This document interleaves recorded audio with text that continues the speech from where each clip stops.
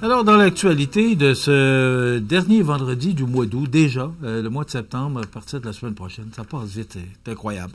3 jours de festivités pour le Carrefour mondial de l'accordéon. Bon, on en a parlé dans le bulletin nouvelles et également Catherine Couillard là, qui nous a donné tous les détails sur la programmation. Ça commence aujourd'hui. Attendez-vous là qu'il va y avoir du trafic en ville. C'est sûr que là, les prévisions de la météo vont être peut-être moins... ce que les gens se déplacent, là, mais j'espère que les gens vont être présents parce qu'il y a des activités à l'intérieur et que si jamais il y a de la pluie, ben on va s'organiser. Catherine l'a mentionné d'ailleurs, là, il y a des plans B là, au cas où il y aurait de la pluie au cours de la journée. Politique, je souhaite un bon succès cette autre édition. C'est la 36e édition du Carrefour mondial. Puis bravo à tous ceux qui gravitent autour de ce bel événement de chez nous. Et on le disait là dans le communiqué de presse là que c'est une petite ville. Beaumagny, on est 12 000, on n'est pas 12 000 de population. Et d'accueillir des gens là, de 8 pays, il me semble que c'est ça, sur scène, il me semble que c'est ce que j'ai dit, là.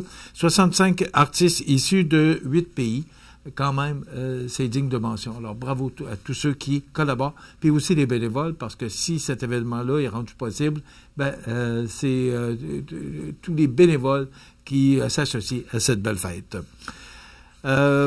Aussi, politique bioalimentaire, un financement jugé insuffisant pour l'UPA.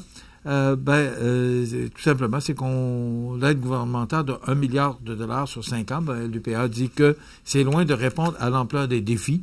Rappelons qu'en juin 2024, le gouvernement avait annoncé diverses mesures d'un total de 233,8 millions de dollars à la suite d'une mobilisation importante du milieu agricole. Je pense que le gouvernement devrait réfléchir sur le fait que si on mange tous les jours, c'est grâce à nos agriculteurs et nos agricultrices. Alors, il faudrait aider. Mais là, ce qu'on dit, c'est que M. Caron, qui est président de l'UPA, rappelle que le revenu net agricole s'est effondré ces dernières années pendant que la dette du secteur atteignait un sommet hystérique. Ça n'a pas de bon sens, de 32 milliards de dettes.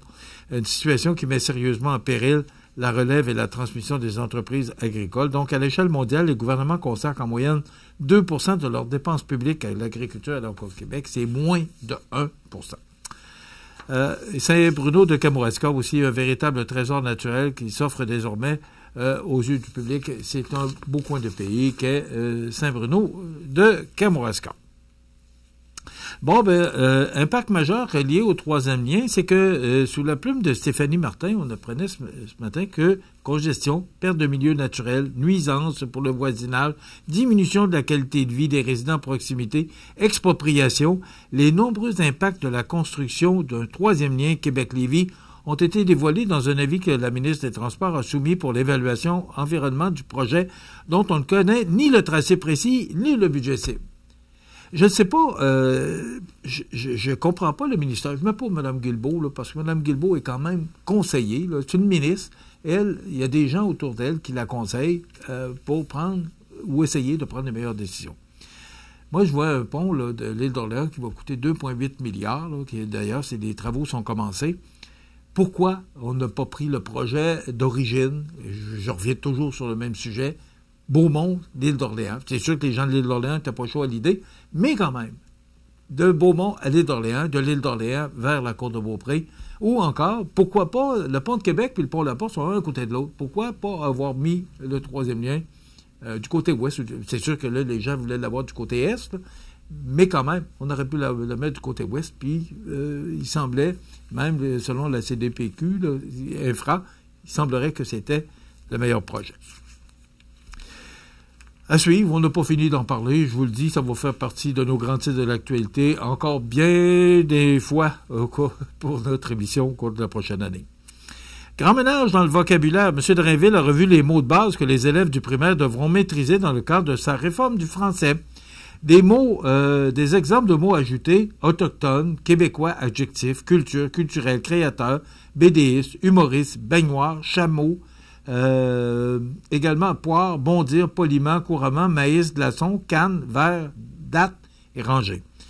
Et les mots qu'on veut retirer, alcool, tabac, amérindien, ambassadeur, esquimau, canon, messe, métro, poupée, pasteur, prêtre, fantôme, sergent, ski, truie, caporal. je sais pas ce que ça va donner, là. Honnêtement, j'ai lu le texte, puis je vois pas ce que ça va donner d'enlever ou de mettre là. Et je vois qu'on continue à vouloir s'implanter au niveau de la laïcité, alors que les mots messe, pasteur et prêtre doivent être retirés. Bon, il me reste une minute simplement pour vous dire que la station 102.1 de Montmagny, CFEL dans le temps, qui est maintenant à Québec, qui appartient au groupe Communication Leclerc, deviendra, à partir du 2 septembre prochain, une autre radio parlée. Une autre. Moi, je me demande pourquoi tout le monde fait du rock. Puis, c'est du rock ou radio parlée? Pourquoi il y a des gens qui veulent peut-être avoir de la musique, peut-être un peu des années, peut-être les années 70, 80, 90, et il n'y a pas, en tout cas, je ne connais pas de créneau actuellement pour cette musique-là. Lundi, on est en congé, on sera là mardi. Stéphanie Chouinard sera avec nous pour l'exploit en course à pied. Et Martin Picard viendra nous parler de vie active. Dans quelques instants, les avis de décès. Je vous souhaite un bon week-end.